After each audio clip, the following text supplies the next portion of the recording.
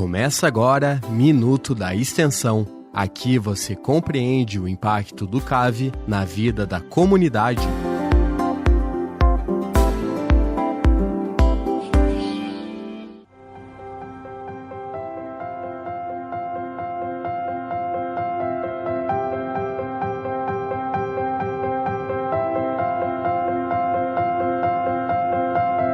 Olá, bom dia! Minuto da Extensão na UDESC FM Lages. É aqui que você conhece os programas e projetos de extensão do Centro de Ciências Agroveterinárias, o CAV, da Universidade do Estado de Santa Catarina, a UDESC. Eles impactam a sua vida e a da comunidade. Eu sou Carla Torres e a cada quinta-feira, às 8 da manhã, te trago um novo programa ou projeto aqui do nosso centro. Nesta edição, a nossa convidada é a professora Renata Assis Casagrande. Ela é graduada em Medicina Veterinária, aqui pelo CAV UDESC, é mestre em Patologia Experimental e Comparada pela Faculdade de Medicina Veterinária e Zootecnia da Universidade de São Paulo, a USP. Tem doutorado em Ciências Veterinárias pela Faculdade de Veterinária, FAVET, da Universidade Federal do Rio Grande do Sul, a URGS. Professora associada da UDESC, aqui no CAV, ela trabalha na área de patologia veterinária. É docente permanente e subcoordenadora do programa de pós-graduação em ciência animal do CAV UDESC. Orienta estudantes de mestrado e doutorado e é coordenadora do Laboratório de Patologia Animal, o LAPA. Ela é a primeira mulher a ocupar a coordenação do programa de pós-graduação em ciência animal da UDESC. Este que é o programa mais antigo na área de medicina veterinária em Santa Catarina. Também foi a primeira mulher do curso de medicina veterinária a ser bolsista de produtividade em pesquisa do CNPq nível 1D. Nós vamos conversar hoje sobre dois projetos. Na verdade, um projeto e um programa de extensão. Professora Renata, que alegria recebê-la aqui na UDESC FM. Muito bem-vinda. Bom dia a todos, muito obrigada pelo convite. É um prazer enorme estar aqui hoje com vocês, falando de programas que nós fizemos na área de extensão, além das fronteiras aqui da universidade, auxiliando a comunidade de Santa Catarina. Professora, vamos então conversar sobre dois projetos, um programa e um projeto. Vamos começar pelo mais complexo, que é mais abrangente, tem 4 ações. Nós temos aí o programa chamado Conexão Medicina Veterinária da UDESC e o Diagnóstico das Enfermidades. É bem amplo mesmo e nós vamos entrar, claro, ao longo da nossa conversa, nas 4 ações que estão contempladas por ele. Professora, do que se trata esse projeto e qual é o público-alvo dele? O programa, né? Então, esse programa ele deu início em 2017, é um programa já que nós temos há bastante tempo, e ele tem 4 ações. Então, uma ação voltada ao diagnóstico pós-mortem, então nós realizamos necrópsias e exames complementares para determinar a causa da morte. Então, o porquê que aqueles animais morreram. Então, isso a gente faz em animais de produção. Então, essa é a primeira ação, esse diagnóstico pós-mortem, fazendo a necrópsia, exames complementares em bovinos, pequenos ruminantes, equinos e aves. Sim. Então, o público-alvo dessa nossa ação são os nossos produtores rurais. E são produtores rurais do estado de Santa Catarina inteiro. Nós recebemos e visitamos propriedades em todas as regiões do estado. Obviamente que a região onde nós temos maior concentração de ações é aqui na região, da Mures, dos municípios aqui da Serra Catarinense. Também fizemos bastante visitas à região do Alto Vale do Itajaí, bem como todas as outras regiões do estado de Santa Catarina. Também, muitas vezes, recebemos solicitações de exames e visitas às propriedades rurais do Rio Grande do Sul, principalmente aqui dos municípios que fazem divisa com Santa Catarina, e algumas vezes também já nos deslocamos até o estado do Paraná. Então, essa seria a nossa primeira ação, né? Voltada para a parte de animais de produção. Então, a nossa segunda ação é o diagnóstico anatomopatológico de enfermidades em animais de companhia. Quem são os animais de companhia? Então, cães, gatos e pets não convencionais. Então, esses animais nós recebemos no nosso laboratório, esses animais mortos, para a gente também determinar qual é a causa da morte. A maioria desses animais nós recebemos do hospital veterinário da própria universidade. Então, o nosso hospital, ele recebe esse tipo de animais, também recebe animais de produção, né? E quando esses animais acabam vindo a óbito, eles vão até o nosso laboratório para a gente determinar, elucidar realmente a causa daquele óbito. E também muitos tutores nos procuram quando o seu animal de companhia morreu. Outra ação que fizemos dentro dessa parte do projeto é o diagnóstico de biópsias. Então, quando um animal ele tem um tumor, ele tem um problema de pele ou qualquer outro órgão, e o veterinário decide remover essa lesão, ele então encaminha até nós para que a gente determine qual é o tipo de lesão que tem ali, né? A maioria das vezes são tumores que nós recebemos, e nós também vamos dizer se aquele tumor é benigno, se ele é maligno, qual é o grau de malignidade, para que assim o veterinário clínico ou cirurgião ele possa dar o melhor tratamento quimioterápico ou tratamento se é uma doença fúngica, bacteriana e assim por diante. Então, a nossa segunda ação, público-alvo, então, são veterinários de clínicas, né? Bem como tutores de animais de companhia. A nossa terceira ação envolve o diagnóstico anatomopatológico em animais selvagens. Inclusive, quando surgiu esse projeto, ele era um projeto inicialmente só de animais selvagens, porque essa parte de pequenos e de grandes animais era um outro programa de extensão de um outro professor do LAPA, do Laboratório de Patologia. Daí, quando esse professor se aposentou, a gente acabou alterando esse programa para colocar todas as espécies animais dentro desse nosso programa. Então, tudo iniciou com o diagnóstico anatomopatológico das enfermidades em animais selvagens. Então, o público-alvo dessa ação são médicos veterinários, biólogos, zootecnistas que trabalham com animais selvagens, então em zoológicos, em centros de triagem, em criatórios comerciais e conservacionistas de todo o estado de Santa Catarina. Então, nesses locais também a gente faz visitas técnicas, né, para realizar então esses diagnósticos das causas de mortes nesses animais.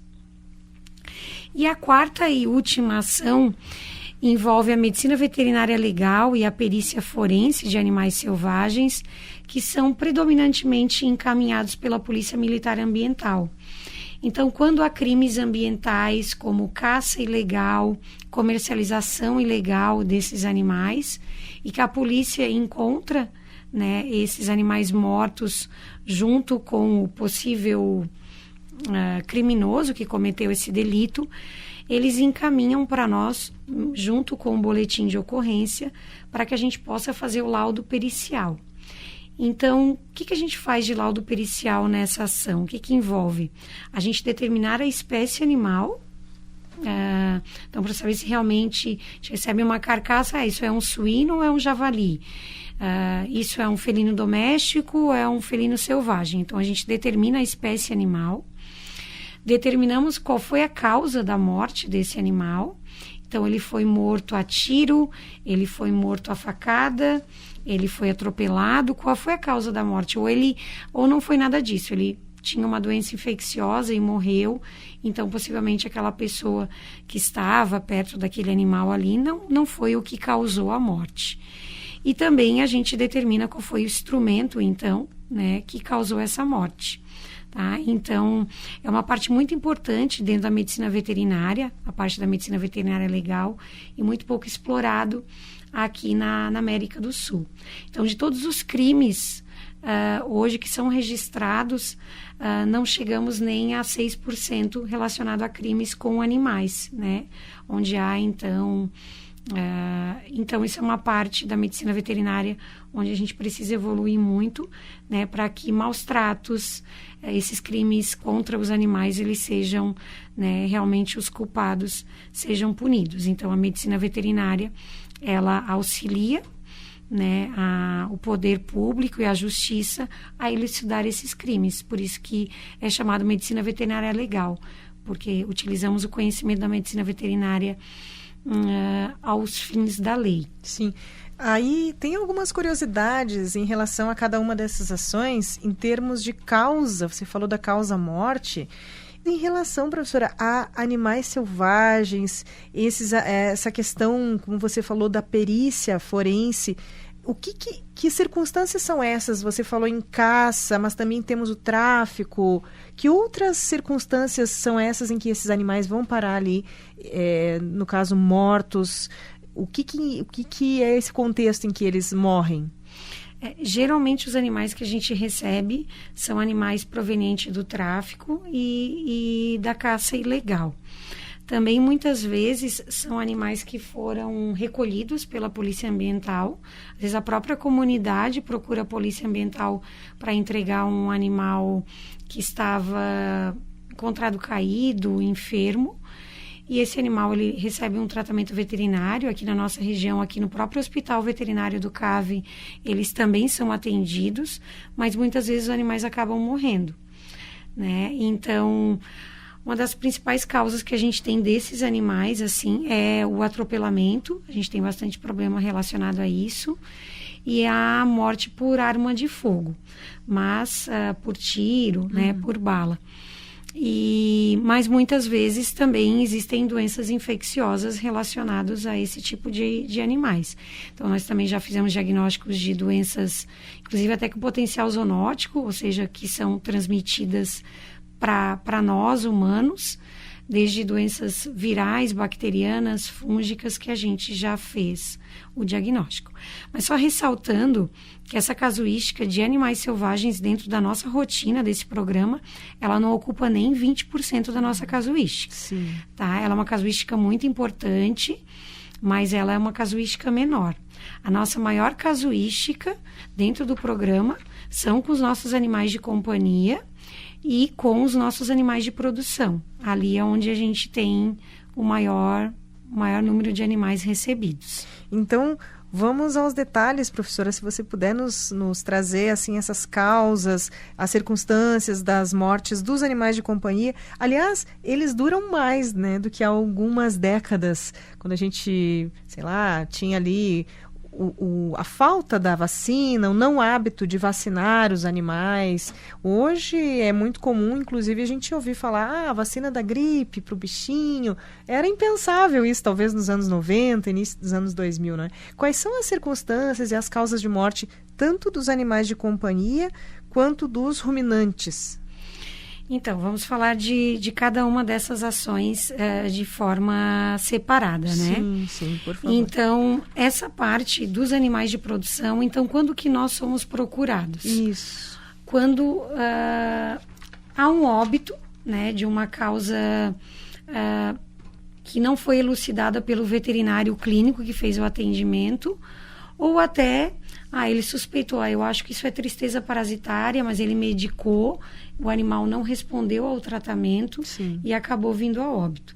Então, às vezes nós somos chamados quando uma propriedade que tem 100 animais, morreu 2 animais, mas de uma causa que não foi completamente elucidada.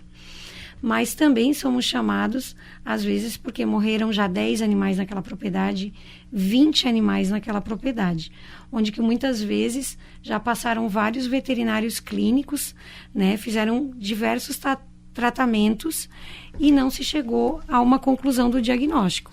Então, nós vamos até lá, abrimos esses animais mortos e daí sim a gente determina a causa da morte. Em mais de 90% dos casos, nós conseguimos determinar a causa da morte, fazendo a necrópsia e os exames complementares. Quais são as principais causas de morte que nós temos aqui na região? Então, plantas tóxicas, né? A nossa planta mais importante aqui da região é a samambaia, o Pteridgium, que ele causa tanto um quadro crônico, já bastante conhecido, né? Como popularmente falado como cravo, que é o carcinoma do tubo digestivo. Também causa um outro carcinoma na bexiga, onde o animal tem um sangramento pela urina intermitente. E ainda uma forma mais agressiva da intoxicação aguda pela samambaia é quando o animal, então, ingere uma grande quantidade, principalmente do broto, num curto período de tempo. Daí sim a gente pode ter surtos onde chegam a morrer 10, 20 animais numa propriedade. Então eles morrem de diátese hemorrágica, eles morrem de uma hemorragia generalizada, inclusive o efeito agudo da samambaia. Por isso que a gente chama que essa planta é uma planta radiomimética, que ela mimetiza o efeito de uma bomba atômica, né? Então seria o mesmo como se a gente estivesse perto de uma usina nuclear. Seria as lesões que a samambaia causa nos animais quando eles ingerem essa grande quantidade dessa substância da planta. Essa samambaia, professora, ela que aspecto ela tem? São vários tipos, não é? Aqui na região é bastante comum, nosso campo, né? O campo nativo, ele tem bastante dessa samambaia e a maioria dos agricultores conhecem, né? Sim. Ela, devido ao solo ácido, isso facilita o crescimento da planta.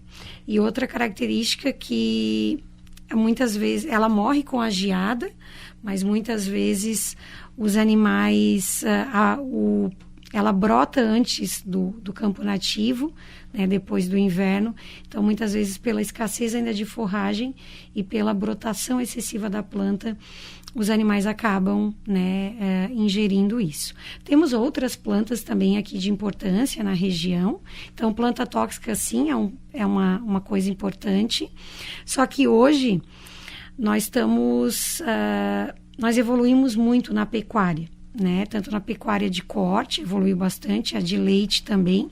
Claro, a gente acaba trabalhando mais com pecuária de leite em outras regiões, na região do Alto Vale do Itajaí, na região aqui do Meio-Oeste, onde nós mais fizemos necrópsia do gado de leite.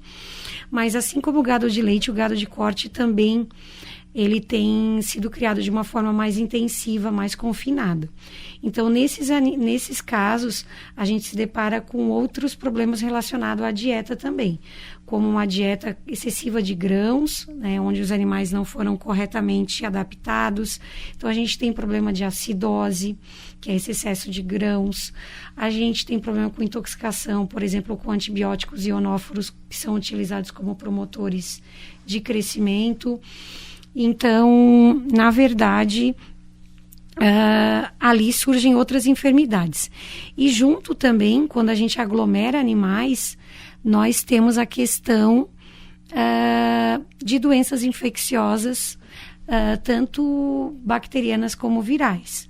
Então, nós temos diagnósticos aqui no estado de Santa Catarina de enfermidades que até então não haviam sido diagnosticadas ainda, né? Como BVD, como infecção por herpes vírus, por bactérias também, né? A gente tem bastante casos aqui de infecções bacterianas, de pneumonias bacterianas, de enterites bacterianas. Então, os agentes infecciosos também são bastante importantes na cadeia produtiva de grandes animais. Então, principalmente vírus e bactérias, quando falamos desses animais. Ainda temos um problema, que ele é um problema antigo, mas ainda persiste, muitas vezes com o carbúnculo sintomático, né, que é um clostridium, e que também a gente, por erros de vacinação, né, ou não utilização da vacina, a gente ainda se depara com surtos desses casos. Carbúnculo, desculpa, professora, só para quem não sabe o que é, não tem muita ideia, carbúnculo sintomático, que é isso no animal? Como é que ele se apresenta? Então, é a bactéria, né, o Clostridium shawey, e ele causa uma miosite, uma inflamação da musculatura necrohemorrágica, com necrose e hemorragia. Tá? Geralmente, a faixa etária de animais acometidos é até os 2 anos. Então, são animais que não foram vacinados ou que foram vacinados de forma incorreta. E que daí esse músculo está de forma latente, porque ele é essa bactéria, ela está de forma latente no músculo, porque ela é uma bactéria anaeróbica, ou seja, ela só vai se multiplicar quando não tiver oxigênio. Então, qualquer coisa que cause uma baixa tensão de oxigênio na musculatura desses animais, esse clostrídio consegue proliferar, produz toxinas e assim causa essa lesão que mata o animal muito rapidamente, né, em 24, 48 horas. Só que quando a gente fala de clostrídio, de carbúnculo, a gente tem que tomar bastante cuidado. Como quando às vezes a gente vai no médico, o médico não sabe o que é, ele diz que a gente está com uma virose, né? E dentro da medicina veterinária de grandes animais, muitas vezes tudo é interpretado como carbúnculo, tá? Por quê? Porque o animal, depois que morre, ele estufa, ele incha muito. Isso é pelas bactérias da putrefação pós-mortem. E o carbúnculo, em vida, ele também faz isso. O Clostridium, ele produz muito gás, né, essa toxina, e ele também faz a musculatura crepitar. Então, muitas vezes o animal é encontrado apenas morto, não foi visto ele vivo. E ele está morto, está estufado, então a pessoa acaba atribuindo aquela alteração, que é uma alteração pós-mortem, a uma lesão. Então, muitos diagnósticos de carbúnculo, que são feitas às vezes até pelos produtores, na verdade, não era carbúnculo. Assim como a picada de cobra. Porque o animal, quando morre, é comum que saia, que ele acaba, porque os vasos, eles depois não têm mais pressão depois da morte. Então, é muito comum que haja sangramento pela narina, pela boca, pelo ânus, vulva, pós-mortalmente. Isso é uma alteração cadavérica. Então, quando tu encontra aquele animal morto com isso, você acha que é picada de cobra, né? Aqui na região, aqui no nosso laboratório, as únicas espécies que nós já fizemos diagnóstico de picada de cobra foi em ovino, né? Ovinos que viviam em locais onde tinham taipa e eles acabavam indo se alimentar daqueles líquens, daquelas vegetais, e é muito comum, né, que a gente tenha jararaca em taipa. Então, já fizemos, é incomum, mas já aconteceu em cães.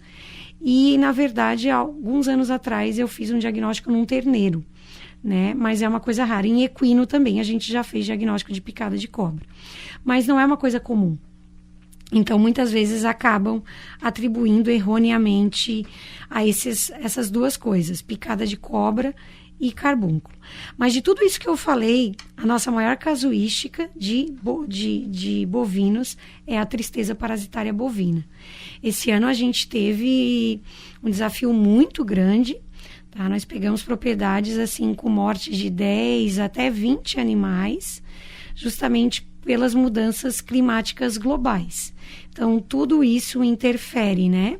Então, como o nosso frio ele não veio, muitas pessoas, ai que bom, a gente não teve frio, mas isso é muito preocupante, né? Preocupante para todos os tipos de criações, animais e vegetais.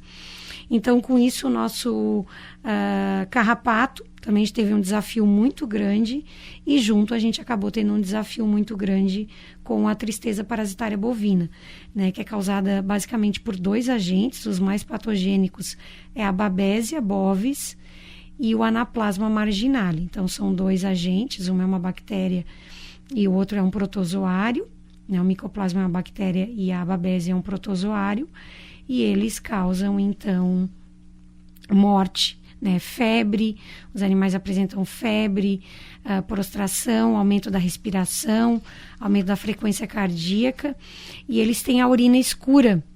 Só que daí a urina aí é cor de Coca-Cola por causa da hemólise, né? Porque essa Babesia, ela destrói as hemácias. E muitas vezes há um confundimento com a intoxicação aguda por samambaia, que também é uma doença importante. E às vezes só realizando a necrópsia mesmo, para a gente saber se era Babesia, né, se era tristeza, ou era a intoxicação aguda por samambaia. Então, reforçando a importância do exame pós-mortem. Né? No passado, a gente pensava muitas vezes que o animal morreu, né? Não tem mais o que fazer, mas a gente tem muito o que aprender. Além disso, numa necrópsia, então, a gente vai descobrir a causa principal que levou o animal à morte, mas às vezes a gente detecta problemas secundários, como, por exemplo, é muito comum aqui na região, que os animais morrem de diferentes causas, a gente diagnosticar também a deficiência de cobre, né? Que é pela utilização incorreta do sal mineral, muitas vezes utilizando apenas sal branco, ou diluindo esse sal mineral, por exemplo, uma saca de sal mineral para 3 de sal branco. A indisponibilidade desse sal, às vezes o coxo é muito pequeno, só os animais dominantes que vão ter acesso. A disponibilidade não tem todos os dias o sal mineral. Então, a gente vai lá, diagnostica tristeza parasitária. Mas junto, a gente fez um diagnóstico secundário que não foi o que matou, mas está fazendo o produtor ter uma rentabilidade menor. Então, esse produtor, ele está perdendo ali no ganho de peso diário de um bovino de corte, está perdendo em produção de leite, né? Então, é muito importante esses diagnósticos secundários. Muitas vezes, uma outra doença muito importante aqui para nós, principalmente para pequenos ruminantes, ovinos, né? Nós não temos muita criação de caprinos aqui no nosso estado. Nossa casuística com caprinos ela é mais baixa. Mas com ovinos não. E a ovinocultura também tem crescido bastante. E na ovinocultura a gente tem um parasita que ele é muito importante, que é o Haemoncus, né, que é uma verminose, é um verme que acomete o abomaso, o estômago verdadeiro, e não o intestino, como a maioria dos parasitas. E às vezes ele é a causa do óbito. O animal morreu, principalmente em ovinos de qualquer idade. Em bovinos, a hemoncose ela é mais importante em terneiros. Mas em ovinos, a gente pode ter uma ovelha de 10 anos morrendo de hemoncose. E às vezes a gente vai nessa propriedade e diagnostica isso como de forma secundária, indicando que ele tem que fazer uma utilização mais correta do vermífugo. Às vezes utilizam o mesmo vermífugo por muito tempo e já existe uma resistência parasitária e assim por diante. Então, tem muitos diagnósticos que eles são secundários, mas eles são muito importantes dentro da cadeia produtiva e eles também precisam ser feitos para que... Por que a gente faz tudo isso? Por que a gente faz necrópsia? Por que a gente trabalha com um animal que já morreu, que a gente não vai conseguir fazer com que ele retorne à vida? Para fazer a medicina veterinária preventiva. Então, todo o controle e prevenção de doença, ele vai ser baseado no diagnóstico. E qual é a área da patologia, da medicina veterinária, onde a gente consegue explorar mais e fazer um diagnóstico mais acurado? A necrópsia. Por quê? O patologista, ele consegue acessar todos os órgãos, ele consegue avaliar tudo. Quando que muitas vezes o clínico, que pode ser o melhor clínico do mundo, às vezes ele tem em mãos um estetoscópio e um termômetro, e ele tem que fazer o seu diagnóstico em cima disso. E nós não, a gente consegue acessar todo o animal. Então, com isso, a gente consegue auxiliar muito nessa questão de prevenção e controle de enfermidades. Então, a necessidade mesmo de analisar esse animal morto. É curioso isso, essa pergunta de por que estudar um animal morto. Ainda se faz, professora? Ainda existe essa falta de visão, assim, você acha? Com certeza, né? Quando eu comento com familiares, amigos, às vezes eu encontro alguém na rua, a gente começa a conversar, eu falo que eu sou veterinária, e daí a pessoa me pergunta, você tem uma clínica? Você trabalha com pequenos animais, grandes animais? Daí eu falo, não, eu sou patologista, eu abro animais mortos. E já ouvi muitas vezes, mas, nossa, eu não acredito que você foi fazer veterinária para trabalhar com animal morto. Então, você não gosta muito de animais, né? Daí eu falo, não, eu gosto muito, eu me preocupo muito com a medicina veterinária, né? Por isso que eu trabalho com patologia. Porque muitas pessoas ainda acham que um animal morto ele não tem mais importância para os animais vivos, e ele é extremamente importante. Então, a gente já chegou em propriedades onde o produtor ele já estava quase desistindo da sua criação. Já chegamos assim, em casos extremos onde ele já tinha recebido 5 veterinários clínicos diferentes, todos excelentes profissionais, mas onde eu falei que a clínica ela vai até um ponto, né? Depois daquele ponto ela não tem mais como ir. e que ele já tinha perdido 17 animais PO, né? PO, o que é então, o PO? PO é puro sangue, né? Então, Nossa. são animais de alto valor zootécnico.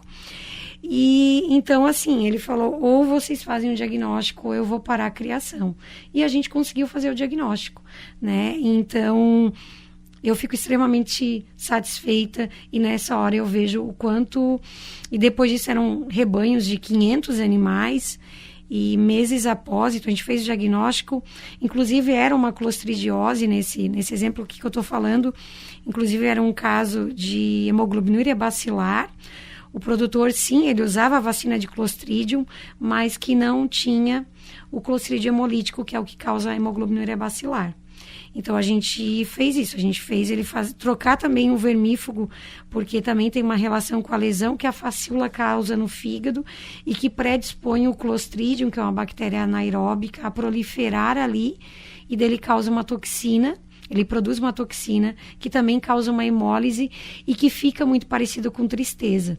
Então, todos esses veterinários tratavam os animais, faziam transfusão de sangue, porque a clínica era de tristeza parasitária. E então a gente foi lá, fez o diagnóstico e disse, não, você não pode mais utilizar essa vacina. Né? Essa vacina ela é muito boa, mas não para a sua realidade. Para a sua realidade, você precisa de uma vacina que contenha o Clostridium hemolítico. E também precisa de um vermífugo que combata a facíola. Então, ele fez essas duas coisas no mesmo dia, ele já saiu, já comprou, já prendeu todos os animais, já fez tudo isso. E algumas semanas depois ele me ligou agradecendo que não havia mais nenhum óbito na propriedade dele. Né? Então, isso é muito importante. Né? Trabalhar com animais mortos, sim, a gente salva muitas vidas trabalhando com animais mortos. Professora, entre os animais de companhia, os cães, gatos, o que se destaca? Falamos aqui, eu ventilei aqui pela minha breve experiência, pouca experiência como tutora de pets, que infelizmente o câncer, né, os tumores vitimam muitos dos nossos companheirinhos. O que se destaca nesses estudos que você tem feito no programa? Então, os nossos animais de companhia, eles são a nossa maior rotina, tá? 50% da nossa rotina, do nosso programa, são cães e gatos. Depois, em segundo lugar, vem os animais de produção e, em terceiro lugar, os animais selvagens. Então, a nossa maior casuística são de cães e gatos. E não é uma particularidade do Laboratório de Patologia de Lages. Isso é em todos os laboratórios que eu já trabalhei, que eu já visitei aqui no Brasil, no Rio Grande do Sul, em São Paulo, em Concórdia, onde eu já dei aula, assim como em laboratórios que eu já conheci e já trabalhei, tive a oportunidade de também trabalhar no exterior, nos Estados Unidos. Então, realmente, o câncer é uma das principais causas de morte. Então, daquilo que eu falei com vocês, que a gente recebe muita biópsia. Então, o veterinário viu um aumento de volume, um tumor e mandou para nós. A nossa maior casuística é tumor de mama, tá? E por que a gente tem tanto tumor de mama? Principalmente na cadela, na gata também, pela questão da não castração. Então tem trabalhos que demonstram, né, que castrar o animal após o primeiro cio, o ideal seria no máximo até o segundo cio desse animal, ele previne, sim, futuramente os cânceres de mama. Tá? A gente também tem uma casuística interessante com tumores testiculares em machos e também tumores em região de prepúcio, de pênis. Tá? Então, nossa maior casuística é tumor de mama de cadela, tá? E a maioria que não foi castrada ou foi castrada muito tardiamente. Os tumores de pele relacionado muitas vezes à incidência solar, como o carcinoma e hemangiosarcoma, também são bastante importantes, assim como o mastocitoma. O mastocitoma não tem uma relação muitas vezes direta com a incidência solar. Tá? Então, esses tumores de mama, realmente, eles são uma importante causa, tumores no geral. E quando a gente faz diagnóstico de doenças neoplásicas, daí agora voltando para o animal que morreu, né? A gente faz também de biópsia. Um animal que chega para nós lá com 15 anos, 12 anos, 20 anos, que morreu de tumor de mama, ou morreu de tumor de pele, ou um tumor no rim, um tumor em qualquer outro local. Isso é olhando para a qualidade de vida desses animais, ou assim como doença degenerativa, doença renal crônica, insuficiência cardíaca congestiva, isso são doenças da senilidade, doenças de animais velhos. Significa que, ok, nós estamos cuidando bem dos nossos animais e eles estão morrendo de velho de doenças degenerativas ou neoplásicas. No entanto, isso não é uma realidade nas nossas necrópsias. Nas nossas biópsias, sim, a gente recebe muito tumor, mas aqui na nossa região, a gente ainda faz muitas necrópsias de doenças infecciosas, de sinomose, de parvovirose, muito atropelamento. A gente tem uma casuística gigantesca de animais atropelados, indicando que o tutor não tem acha que, tudo bem, meu cachorro vai dar uma voltinha e logo ele volta, né? Inclusive, por exemplo, na Europa, se tu encontra um cachorro desacompanhado, eles são todos chipados, a pessoa que encontra esse cachorro, ela vai levar até um veterinário e ele vai passar o leitor de chip e na hora que ele identificar o tutor pelo leitor, esse tutor ele vai ser multado, né? E aqui no Brasil os cachorros passeiam na rua, os gatos passeiam na rua e as pessoas acham, tudo bem, né? E com isso eles acabam muitas vezes se atropelado. Outra coisa que é muito comum que a gente recebe na nossa rotina são animais que brigaram com outros animais, então cachorro que foi atacado por cão, cão que foi atacado por cão, tá? Então isso é um indicativo de que precisamos evoluir na questão do cuidado com os nossos pets, né? E ainda temos um problema ainda maior, que quando o cachorro, o gato, ele sai de casa e ele interage com outros animais, ele acaba muitas vezes adquirindo doenças, tá? Então, pensando em doença infecciosa, o FeLV, que é o vírus da leucemia felina, é o vírus mais importante que tem para gato. E claro que os nossos trabalhos de extensão, eles têm uma ligação direta com os nossos projetos de iniciação científica e os nossos projetos de mestrado e doutorado. Então, na verdade, tudo que é extensão, ele vira ensino, porque a gente sempre tem alunos juntos. Sim. Então, os alunos estão aprendendo e muitos dos diagnósticos que a gente faz na extensão, eles acabam virando os nossos projetos de pesquisa. Então, baseado em tudo isso, eu já tive 3 alunos de mestrado e 2 de doutorado que trabalharam com o vírus da leucemia felina. E os estudos que a gente tem aqui na região do Planalto Catarinense, nós temos uma das maiores prevalências de FeLV do mundo. Tá? Do mundo.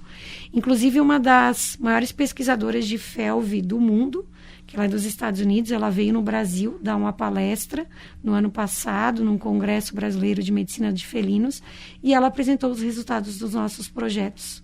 Né? A gente ficou muito feliz sabendo que, né, o maior nome de FeLV do mundo estava citando os nossos trabalhos, que na verdade eles vêm do nosso trabalho de extensão, né? Então, vem dessa ligação que a gente tem com a comunidade. E nós temos, então, de cada 4 gatos aqui na região do Planalto, eles têm a forma progressiva do FeLV, que é a mais agressiva. E a forma regressiva é 1 de cada 2, tá? E então a gente tem uma prevalência muito alta de FeLV. E eles morrem, do que morre um gato que tem FeLV? Ele morre de leucemia, que é um tumor no sangue, né? Que também a gente tem diagnóstico em humanos. Eles morrem de linfoma, que é um tumor de linfócitos, e eles morrem de infecções. Daquele gato que ele é positivo para FeLV, ele sai para a rua, ele briga com outro, aquela feridinha que ela ia sarar, ela não sara, porque ele tem um sistema imune completamente comprometido. E ele acaba morrendo disso, de uma infecção generalizada, porque o sistema imune dele é muito frágil, né? Então, nós temos uma das maiores prevalências do mundo de FeLV. E, tá? Professora, e essa a maior do mundo, tem alguma característica, alguma coisa que acontece aqui na região que predispõe a isso? A falta de vacinação, a falta de castração e a presença constante de animais que têm acesso livre à rua, né? Então, os fatores de risco para o FeLV é a agressividade Tá? Inclusive, no nosso trabalho, a gente encontrou isso, provado estatisticamente, e um animal que não é castrado, ele é mais agressivo que o animal castrado. E o fato de ser macho, né? Então, foi os fatores que nós encontramos relacionados ao FeLV. Porque o gato macho, ele sai mais para a rua, ele briga mais, ele vai copular, vai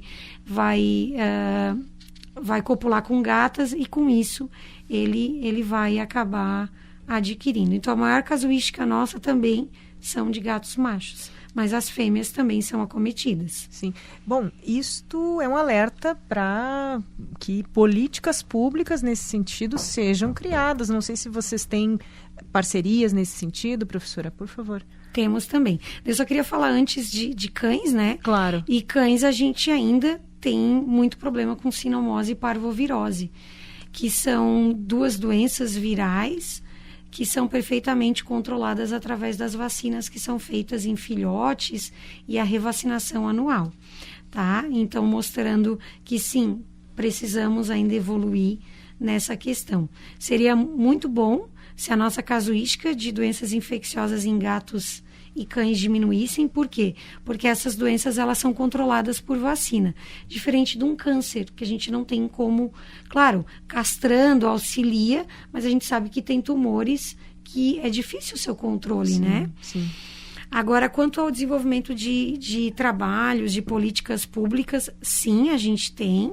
Inclusive, a gente firmou uma parceria recentemente com o CISAMA, né, que é aquele consórcio intermunicipal com os 18 municípios da Amures, aqui da Serra Catarinense, onde todos os animais com suspeitas de doenças infecciosas, principalmente com potencial zoonótico, como quais são as mais importantes que a gente tem em pequenos animais, em cães e gatos.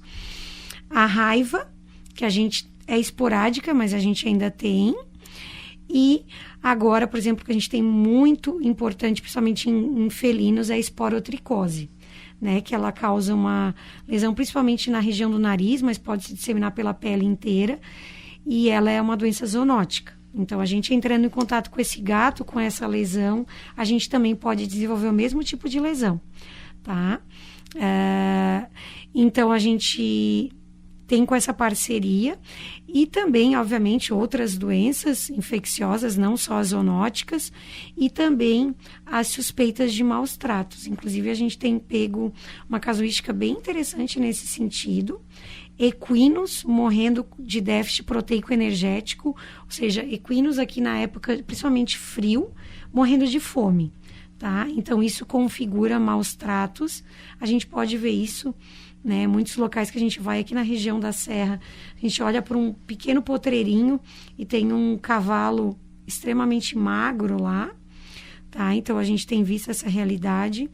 E em cães, a gente tem recebido bastante cães atropelados, mas também muitos cães em casas, onde há uma superpopulação, tem 20 cães, não tem alimento e espaço para todos, onde muitas vezes os próprios cães começam a se predar, tá? Um cão começa a matar o outro, tá? Já pegamos, depois que nós fizemos essa parceria com o CISAMA, com a Secretaria do Meio Ambiente de Lages, nós já pegamos vários desses casos. Então, novamente, aqui daí já entra um trabalho de medicina veterinária legal, porque esse laudo que a gente faz, colocando lá, né, a causa da morte como um politraumatismo por ataque de um outro cão, com esse laudo é possível, né, há um embasamento maior para que essa pessoa ela seja penalizada, né, para que ela não tenha mais esses animais nessas condições subhumanas. E, obviamente, onde tem isso, tem a proliferação de muitas doenças também. Porque, com certeza, não é uma pessoa que vacine estes animais. Com todos esses fatores, a vacina deve ficar para... Vacina, vermífugo, tudo isso muitas vezes não é utilizada. Você falou em bomba, professora, bomba atômica, é uma bomba que a pessoa está... É uma ogiva, né? Como se diz, está alimentando ali, vai explodir em algum momento. O complicado é que essas pessoas muitas vezes não se dão conta de que são acumuladoras, né? Então precisa que outras pessoas vejam, sinalizem, denunciem. Não sei como é que é a ocorrência a frequência com que isso ocorre também, com que esses diagnósticos desses locais são feitos, né? Nós estamos recebendo animais semanalmente, às vezes até 1, 2, 3 na mesma semana. Inclusive, só para vocês terem uma ideia, no dia de ontem, a gente ainda recebeu um animal nessas condições. Hoje, o dia de ontem, pessoal, é dia 3 de setembro. Nós estamos gravando o programa aqui no dia 4 de setembro.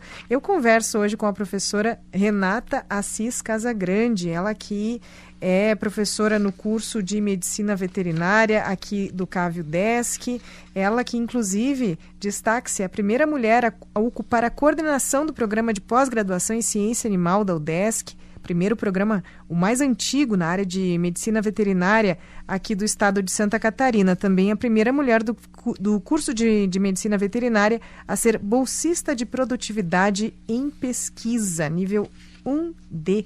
Para quem ficou interessado, seja o criador, seja o tutor lá do seu pet, seja também alguém do poder público, não é, para novas possibilidades, até fora dessas que já existem e de parceria, por favor, o contato do Laboratório de Patologia Animal, o seu contato, rede social, o que você quiser passar aqui vai ser ótimo. Então tá, o nosso contato principal é pelo Instagram, porque lá nós temos todas as informações, número de telefone, lá nós temos o link para o site do laboratório, que ele também pode ser encontrado dentro do site do CAV UDESC, mas seria GPV, que é Grupo de Patologia Veterinária, gpv.udesc. Né? Então, esse é o nosso principal meio de comunicação. Então, só eu gostaria, antes de nós finalizarmos essa parte desse programa, então, qualquer pessoa pode solicitar o nosso trabalho, tá? Quando é animal de pequeno porte, a pessoa que quer que nós realizamos a necrópsia de um cachorro, de um gato, né, de um animal silvestre, de uma galinha, de um animal pequeno, de um terneiro, de uma ovelha, ele vai vir até o laboratório de patologia. Inclusive no site, lá no Instagram, nós temos até um videozinho dizendo que quando a pessoa entra aqui no CAV, qual é o caminho que ela tem que fazer para ir até o laboratório. Muito bom. Tá? Então ela vai chegar lá, o laboratório ele funciona das 8h30 da manhã ao meio-dia, da 1h30 às 5h. Tá? Então nesse horário ele chega lá, vai ter a nossa secretária, a Glaucimara, que ela vai fazer a anamnese, vai chamar um pós-graduando para auxiliar, para a gente fazer os questionamentos ali, para que esse produtor, esse tutor possa deixar o seu animal. Outra coisa que é importante é a gente falar dos custos, né? Claro que a gente não tem fins lucrativos, mas tudo isso é oneroso para a universidade, porque a gente faz muitas vezes vários exames complementares. Então, por exemplo, uma necrópsia de cachorro e gato, em aula prática, ela tem um custo de R$50. Então, é muito barato, é só uma taxa mesmo, né? E daí, quando não é feito em aula, que a gente sempre prioriza que seja feito em aula, justamente para a extensão virar ensino, né? Sim. Mas vamos supor, é férias, é um período que não tem aula, essa necrópsia custa R$100, tá? Agora, quando morre um equino na propriedade, quando morre uma vaca, né, um touro, é muito difícil, a gente tem alguns produtores que têm carro e tem caminhão e conseguem trazer para a gente, mas isso é uma raridade. Então, a maioria das vezes, nós vamos nos deslocar até a propriedade rural. Então, isso é muito importante a gente ressaltar, porque já teve pessoas que, tipo, a vaca morreu no sábado de manhã e eles nos procuraram na segunda-feira, 6h, onde, tipo, eu não tinha mais como ir na segunda-feira. Então, eu teria que ir na terça de manhã, né? E não tem mais como fazer diagnóstico. Então, tem que ser imediatamente, de preferência no mesmo dia que o animal morreu. Então, encontrou o animal morto, imediatamente entrar em contato com a gente. No verão, a gente tem que ir no mesmo dia que o animal morreu. O inverno, todo mundo reclama muito do frio da serra, né? Eu não sou daqui, então tem pessoas que falam, Renata, como é que tu consegue trabalhar naquele lugar frio? Porque, na verdade, é o melhor lugar que tem para um patologista trabalhar, tá? Por quê? Porque no frio, o cadáver ele se conserva por mais tempo. Então, aqui no inverno, na época fria, às vezes o animal morreu às 3 da tarde, até o produtor entrar em contato comigo, eu já não consigo mais ir naquele dia. Eu vou no outro dia às 6 da manhã, chego 8 e pouco na propriedade e eu ainda consigo fazer o diagnóstico, tá? No verão, isso é mais difícil. Tá? Então, tem que ser imediatamente, morreu, entrar em contato com a gente. Todos os nossos contatos vocês vão encontrar lá no Instagram. @gpv.udesc, GPV, Grupo de Patologia Veterinária. Isso. Então, gpv.udesc, é facinho de achar no Instagram. Todos os contatos, a professora falou de site, telefone, então vá a este perfil no Instagram. E daí, para o produtor que nos chama, o custo da... Isso que muitas vezes a gente vai com o próprio carro da universidade, então a gente não cobra a gasolina. Ou muitas vezes que a gente não consegue o carro, o produtor pode vir nos buscar com o carro dele. Então, esse exame que a gente faz lá, que a gente vai ver se tem planta tóxica, a gente não vai ver só o animal, a gente vai fazer, né, um check-up geral ali no problema da propriedade. Tem um custo de R$150, tá? E produtores que demonstrem hipossuficiência, a gente tem um papel, né, de hipossuficiência que ele vai preencher e é isento qualquer exame. Então, desde cachorro, gato, demonstrando hipossuficiência não é cobrado, tá? Então, os valores são muito em conta. E para aquela pessoa que tem aquele cachorro que teve um tumor lá na mama ou em qualquer outro lugar e quer saber que tumor é aquele, se ele é benigno, se ele é maligno, tem um custo de R$70 para a gente fazer esse exame. Então, são realmente taxas, né, simbólicas, justamente porque a gente é uma universidade pública sem fins lucrativos e que, então, é super... claro que muitas vezes uma pessoa com hipossuficiência não vai ter esse valor, mas a gente vai isentar. Mas são valores que são possíveis de serem pagos, né? Sim, sim. Muito acessível e muito importante para essa pessoa, claro, saber, né, no caso do animal de companhia, sobretudo saber, afinal, do que o seu companheirinho faleceu, mas você falou, não é, professora, o destaque, a importância disso quando vira ensino, quando vira política pública, quando vira prevenção de tantas coisas. Eu fiquei chocada com a questão da FeLV, do maior índice do mundo, por pura falta de cuidado. Vacina e castração. Gente, na verdade, a vacina, no caso da FeLV.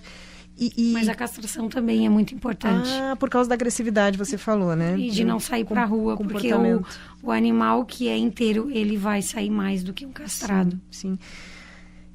São medidas fáceis, relativamente acessíveis e às vezes a pessoa vai gastar muito mais com o socorro àquele animal, um tratamento longo e doloroso para o animal, por não ter feito um procedimento simples como uma vacina e até uma castração, não é, professora? Vamos abordar, professora, nesse encaminhamento aí para o final da nossa entrevista, este que é um projeto, agora menos complexo do que o primeiro, do qual falamos, este que se chama Educação Sanitária para o Diagnóstico e Controle de Abortamentos em Ruminantes, em Santa Catarina. Nós já falamos nos ruminantes, mas agora a questão de abortamento. Professora, qual é o público-alvo, local ou localidades em que este projeto se desenvolve?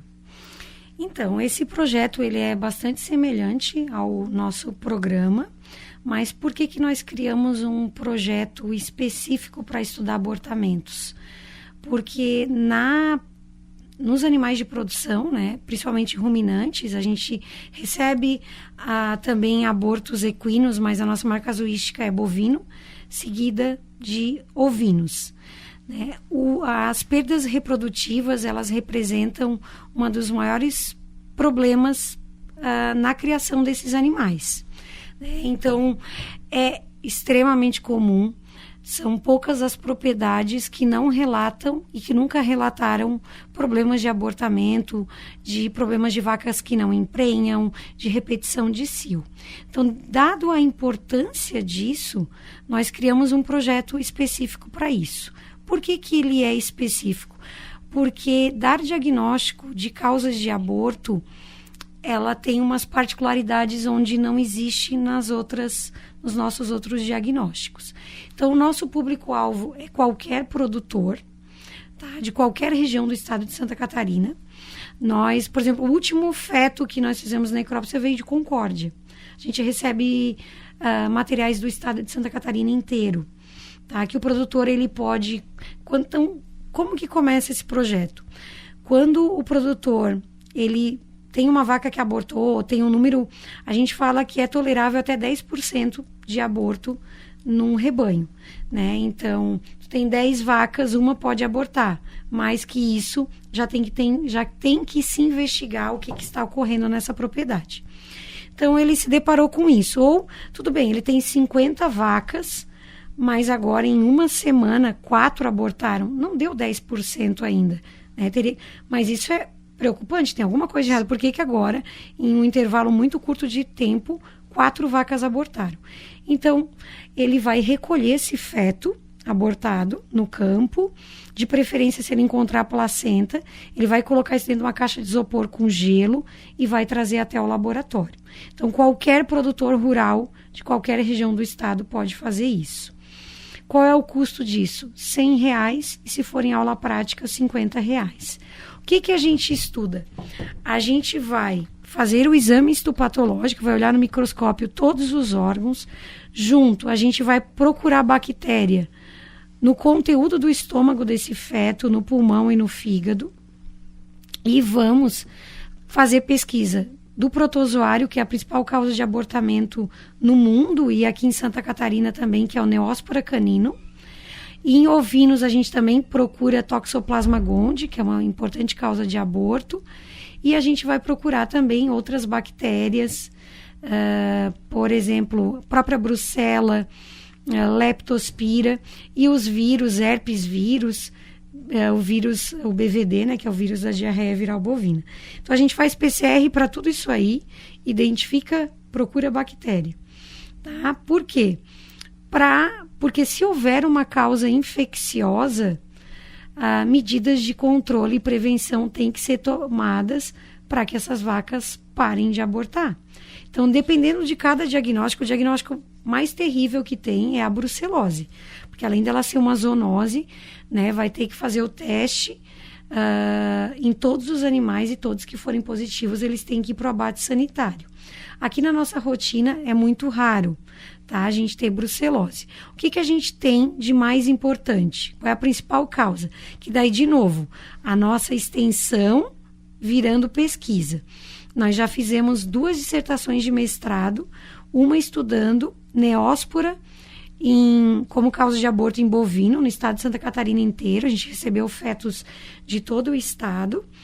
E a outra estudando causas de aborto de Neospora e Toxoplasma em ovinos de todo o estado.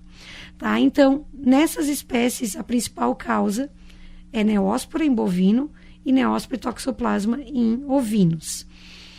E esses animais, eles não têm que ser sacrificados, nada, mas a gente associa um exame sorológico e os animais sorologicamente positivos para esse agente, na medida do possível, eles devem ser retirados da reprodução, né? Porque uma vaca que é soropositiva para Neospora, ela tem 7 vezes mais chance de abortar que uma soronegativa.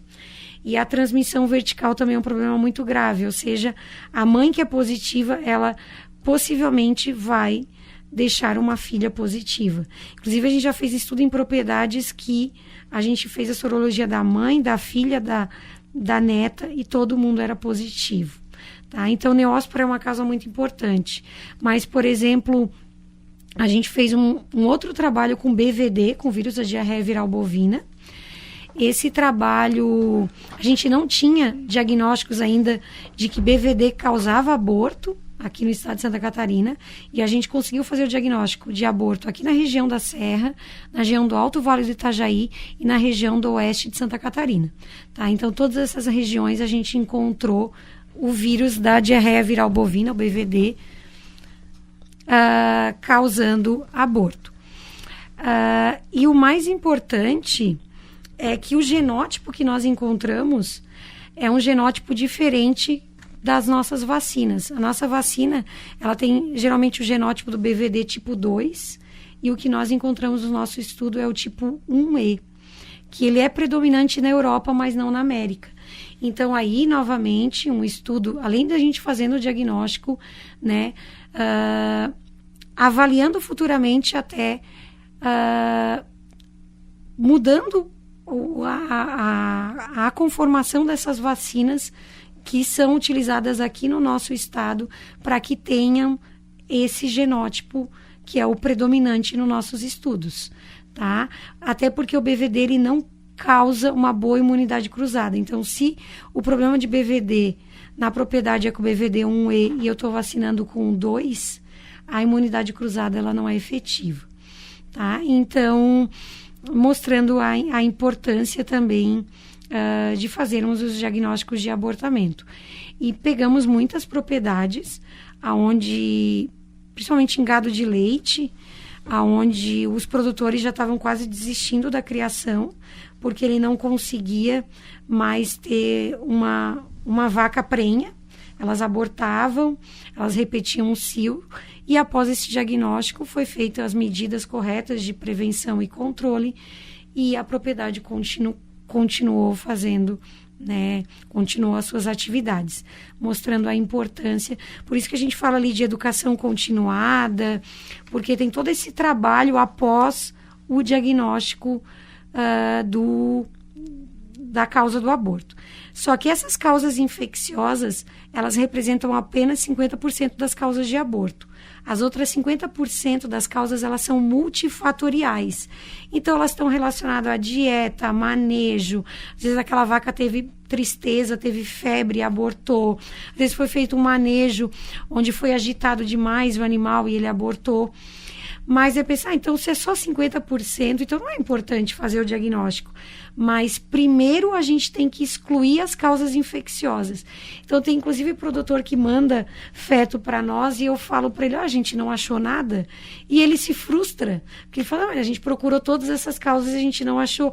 Mas, para ele é bom, significa que ele não tem um agente infeccioso, que talvez seja, ele precisa fazer um piquete maternidade e acompanhar esses partos, porque eles estão se tornando distóxicos e, com isso, ele está perdendo os animais. O que é um parto distóxico, professor? Um parto distóxico é quando o animal não consegue nascer naturalmente e a vaca não consegue parir espontaneamente, onde ela vai precisar de um auxílio.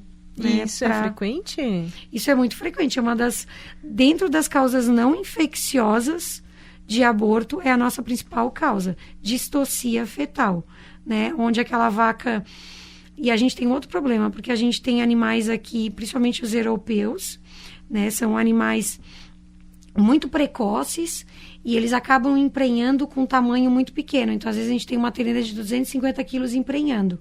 E ela não vai ter uma conformação óssea e ainda ela cruza com um touro de uma alta genética. Então, aquele terneiro vai ser enorme e ela não vai ter estrutura para conseguir parir esse terneiro. Coitadinha, a palavra que me veio. Exatamente. Coitadinha, professora. E também, claro, não sou produtora, não sou veterinária, mas talvez falte uma orientação, um interesse desse produtor em ver que esse caso pode se tornar inviável, porque a bichinha é tão pequena e um touro tão grande, né? Exatamente. Daí, quando a gente faz esse diagnóstico, por exemplo, de uma distocia, a gente levanta todas essas possibilidades, né? Para que isso seja corrigido numa futura, na estação de monta do ano subsequente. Sim. Né? Para que os animais estejam... E depois, às vezes, até ela emprenhou lá com os seus 300 e poucos quilos, claro, isso vai depender muito de acordo com a raça, né? Mas depois não tinha alimento suficiente, principalmente no final da gestação, onde demanda uma maior necessidade energética e ela não tem força, ela não tem condições de parir aquela cria. Então a gente pega muito isso. E se não há uma intervenção obstétrica imediata de um veterinário, às vezes não perde só o feto, né? Só o terneiro, perde a mãe também. Sim. Tá? Mas nesses casos, muitas vezes a gente também precisa investigar, como de novo eu falei, aumentou muito o índice de aborto na propriedade. A gente tem que investigar que às vezes é só uma distocia, por isso uma inabilidade materna, por um problema ali como foi feito essa estação de monta, mas às vezes eu tenho um agente infeccioso que está trabalhando nisso também. Sim. Tá? Esse projeto, professora, aqui daí, o primeiro que falamos é um programa, tem 4 ações. Este é um projeto, é uma ação isolada. Ele existe desde quando? E quantos animais, ou quantas propriedades, ou quantas ocorrências, enfim, não sei como é que vocês contabilizam esses números. Desde quando e quais são os números do projeto até agora?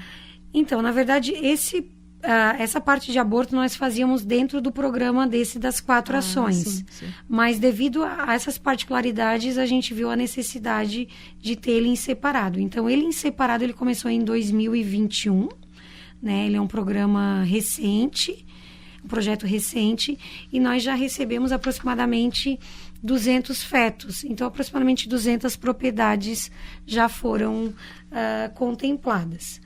Então, como tu falou de números, só para a gente ter uma ideia, a nossa casuística aqui do laboratório de patologia é por volta de 1.000 exames que nós fizemos por ano, tá?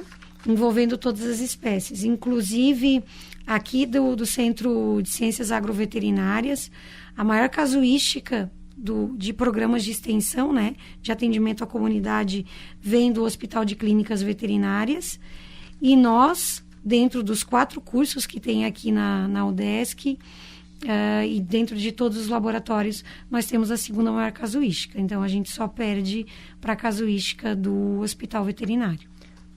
Parabéns por tanto trabalho, professora, e tantos resultados até agora. Como você falou, é um fluxo constante, vai da extensão para o ensino. Este médico é formado com toda uma consciência sobre o que é o contexto em que ele vai atuar imediatamente aqui na região.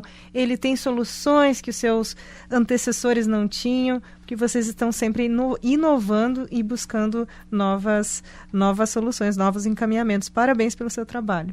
Muito obrigada. Então, só para concluir, da importância que todo tutor e todo produtor tem para nós. Eles são muito importantes. Esse diagnóstico que nós fizemos aos animais deles não são importantes só para ele, né? Porque a gente utiliza nas nossas pesquisas esses dados e para os nossos alunos. Então, obviamente, quando a gente tem um animal, a gente quer que um bom veterinário nos atenda. E para uma pessoa ser um bom veterinário, ele tem que ter tido uma graduação sólida. E a patologia, ela é uma das disciplinas mais importantes que tem, justamente porque tu abre os cadáveres, tu consegue avaliar tudo, as lesões, entender a patogenia das doenças. Então, além disso, né, pensar, mas eu vou doar esse corpo desse meu animal que morreu, vou chamar... você está contribuindo para que no futuro você tenha bons profissionais atendendo os seus animais também. Sim. Então, na verdade, é importante para o produtor, mas quando ele está nos chamando, ele está fazendo um bem enorme para o nosso curso e para as nossas pesquisas, né? Para toda a ciência que a gente produz também. E viva a ciência, não é, professora? Vive a ciência. Viva a ciência. Vou deixar de novo aqui o contato, porque tudo isso, todas as informações, você encontra centralizadas lá, os canais para chegar até a professora Renata, a sua equipe, no Instagram, @gpv.udesc, GPV de Grupo de Patologia Veterinária, então gpv.udesc no Instagram. Professora, ótima mensagem final aí, porque essa questão da doação dos cadáveres é muito raramente abordada, inclusive em relação aos humanos. Todo o estudo de patologia, né, pessoal, para quem não é especializado, assim como eu, patologia é a doença, né, professora? Estudo das doenças, né? Nos cadáveres, nos animais mortos. E sabe o que me lembrei agora, fechando aqui, eu sabia que tinha uma conexão, óbvio, como os egípcios, pais da medicina, começaram essa ciência, analisando cadáveres, as múmias, não é mesmo? Então, sim, tá aí exatamente. A importância de se pensar, de se considerar esse tipo de pesquisa, de estudo e de extensão, afinal, atender a comunidade. Muito obrigada, professora, pelo seu tempo aqui dedicado, e tenho certeza que aprendemos muito hoje aqui. Obrigada, Carla, por essa oportunidade, por nós podermos estar aqui falando do nosso trabalho. Então, agradeço a ti e à Rádio da UDESC, que sempre faz um brilhante trabalho divulgando as nossas ações aqui do campus. Muito obrigada, pessoal. E um excelente dia a todos. Um excelente dia. Seguimos aí. Novidades, por favor, nos contate. Estamos sempre divulgando. Você ouviu Minuto da Extensão aqui na Rádio UDESC FM de Lages. No programa de hoje, eu conversei com a professora Renata Assis Casagrande, ela que é professora associada da Universidade do Estado de Santa Catarina, a UDESC, aqui no Centro de Ciências Agroveterinárias, o CAV, na área de Patologia Veterinária, que é a especialidade dela. Ela é docente permanente e subcoordenadora do Programa de Pós-Graduação em Ciência Animal do CAV UDESC, orienta estudantes de mestrado, doutorado e é coordenadora do Laboratório de Patologia Animal. Destaque-se aqui que ela é a primeira mulher a ocupar a coordenação do Programa de Pós-Graduação em Ciência Animal da UDESC, que é o mais antigo na área de veterinária aqui em Santa Catarina. Também primeira mulher do curso de Medicina Veterinária a ser bolsista de produtividade em pesquisa do CNPq. Muito obrigada a você também, nosso ouvinte aí da 106.9. A cada semana você conhece projetos e programas de extensão do CAV UDESC aqui na nossa rádio UDESC FM Lages, sempre às 8 da manhã de quinta. A reprise desta nossa entrevista é no sábado às 6 da tarde. Nos encontramos ao longo da programação. Eu sou Carla Torres e também apresento para você o Minuto da Pesquisa. Outro dia aqui na terça-feira de manhã. Vamos nos encontrando aí. Obrigada e até. Tchau, tchau.